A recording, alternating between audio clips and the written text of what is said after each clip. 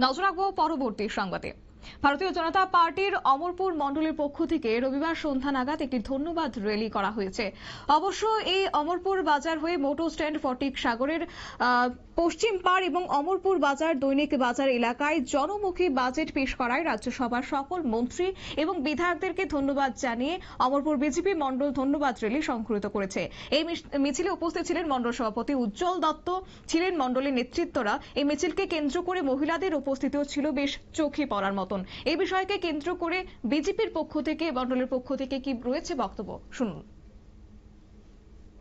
সকলে অবগত রয়েছে, আমাদের বিধানসভায় চলছে আমাদের একটা জনমুখী সরকারের যে জনমুখী বাজেট চলছে, সেই বাজেটে আমাদের সরকার 32,423 কোটি 40 লক্ষ টাকার মতো যে জনমুখী বাজেট, সে বাজেটের জন্য আজকে আমরা ডক্টর মানিক সাহা, মাননীয় মুখ্যমন্ত্রী এবং আমাদের মাননীয় অর্থমন্ত্রী প্রণজিৎ সিংহ রায় সহ মন্ত্রী পরিষদের সকল সদস্য এবং বিধায়কদের এই জনমুখী বাজেটের জন্য ধন্যবাদ জানিয়ে আজকের এই মিছিল আমরা অমরপুর শহর জুড়ে মিছিল করেছি। এবং সেই জনমুখী আপনারা একদিকে দেখলেন ভারতীয় জনতা পার্টির ধন্যবাদ র্যালি, অন্যদিকে মশাল মিছিল, তা হচ্ছে ডিওয়াইএফআই এবং টিওয়াইএফ এর পক্ষ থেকে। যদিও তাদের যে সন্ধে নাগাদ তারা মিছিল করেছেন তা হচ্ছে নওজওয়ান ভারত সভার 100 বছর এবং পাশাপাশি বিপ্লবী ভগৎ সিং, সুখদেব এবং রাজগুরুর 95তম শহীদ দিবসকে কেন্দ্র করে অমরপুর মহকুমা বিভাগীয় কমিটির যুব সংগঠন ডিওয়াইএফআই এবং টিওয়াইএফ এর উদ্যোগে অমরপুর মহকুমার মশাল মিছিল পাশাপাশি সভার আয়োজন তারা করেছেন।